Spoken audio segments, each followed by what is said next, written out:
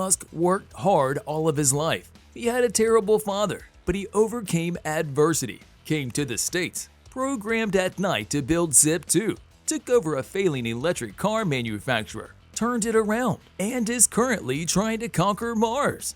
But wait, that might not be the full picture.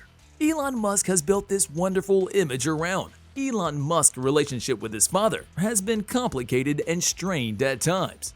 However, it seems that the two have been able to reconcile and work towards a more positive relationship in recent years, despite what the media will have you believe. Elon's father, Elon Musk, is a South African electromechanical engineer and entrepreneur who has been married 3 times and has 6 children in total, all of whom are successful in their own way. However, Elon Musk had these 6 children with several different women.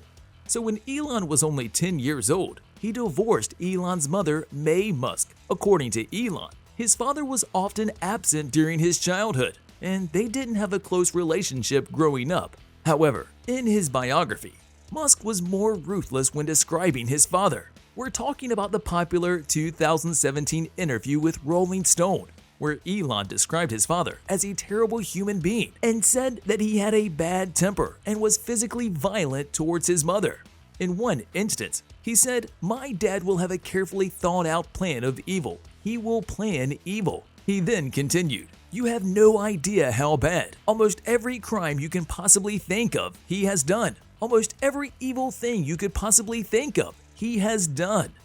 Elon also admitted that his father's behavior contributed to his parents' divorce. This is what the media has us believe. But that's not what his YouTube channel says. The 76-year-old man named his YouTube channel Elon Musk, Dad of a Genius. During a recent interview, the elderly man talks about how proud he is of his son. In fact, he said that he's always been proud of his son. It's not like he became proud of him once he became a billionaire. He denied ever having said he doesn't like his son, and he claims that he and Musk smashed that like button just like you should if you haven't done so already. But no, in all seriousness, he says that he and his son talk often. He even gives him advice on what to do with his different companies. And call us crazy, but we now know where Elon gets his laugh from. So it seems to us that Elon Musk is trying to create this false image of his father. But why? Could he have a reason for this? Well, maybe Musk just wants to present himself as the classical rags to riches story that we see oftentimes in the media. We're not saying that Musk is lying. We're saying that there seems to be more to the truth than meets the eye. First of all, Elon Musk bought Elon his first computer when he was very young. Elon Musk is a self-made millionaire, and there have been some stories that Musk's family owned an emerald mine in South Africa.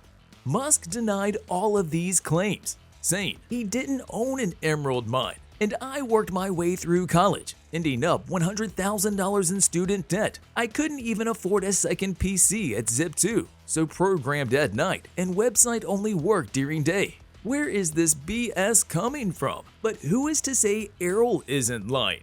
We don't know. What we do know is that there are contradicting stories relating to Musk's childhood. According to him, he had a horrible childhood, but according to some other sources, it looks like his childhood was just fine. Some would even say it was good. Since Musk mentioned Zip2, let's make a segue and talk about the first successful company Elon Musk sold, which netted him a nice $100 million. When he got the money, he didn't wait around. He poured all of it into his next business, X.com. But that's not the whole truth. Elon Musk bought a McLaren, one of 62 in the world. He was the newest rich guy in Silicon Valley, and he drove the car around so much that people saw him as the new a-hole on the block. Oh, and even though X.com merged with PayPal, they didn't get along very well. Peter Thiel and other board members organized a coup, and they forced Elon Musk out of the company. Even though he was no longer running PayPal, he owned a large stake in it. So when they sold it to eBay for $1.5 billion, Musk made a nice $250 million. And if you've ever read The PayPal Wars, you will see all of the bad things Elon Musk did for the company. Basically, they portray him as the bad guy, the supervillain of the whole company. Back in the day, Elon Musk was trying to push his vision about the future of PayPal, then X.com, onto other shareholders, remembering that he didn't have the popular track record of his success that he has today. The other shareholders weren't happy with Musk, so they canned him. When it comes to running companies, Musk is known for his high standards and ambitious goals. That might sound good, but he has been known to push his employees to work long hours and meet aggressive deadlines. In a 2018 interview with Recode, Musk acknowledged that he works about 120 hours per week and expects his employees to work hard as well, forgetting that employees are not shareholders in the company. Needless to say, Musk does not want people who don't have a strong work ethic or who are not committed to his vision. One of his SpaceX employees even said that if Elon was not happy, you knew it. Things could get nasty. One of his best employees, Steve Davis, said that Elon Musk was really ungrateful and didn't care too much about his employees. Davis then shared the story of how he smashed that subscribe button just like you should if you haven't done so already. But no, seriously now. He talked about the time he built a spaceship part that usually cost $120,000 for only $3,900. Before he even attempted, Musk gave him a budget of $5,000. When he told him about successfully designing the part, Musk just said, "Okay," and that was it. Some former employees have accused Musk of being abrasive, insensitive, and prone to outbursts of anger. For example, in 2017, a former Tesla engineer filed a lawsuit alleging that he was fired after complaining about the company's testing practices and Musk behavior. When SpaceX successfully launched its Dragon capsule, Elon Musk wasn't happy. They organized a party, but as the top executives arrived in tuxes with their significant others, he called them into his office to yell at them. Why? Because the parts for another one of their rockets were delayed. So, you see, the concept of enough doesn't exist with Musk. On top of all of this, he's even organized and staged a coup inside Tesla. When Musk joined Tesla, the company was a mess. They had the pre-orders lined up, and people paid them good money. However, the parts were too expensive, so production fell behind.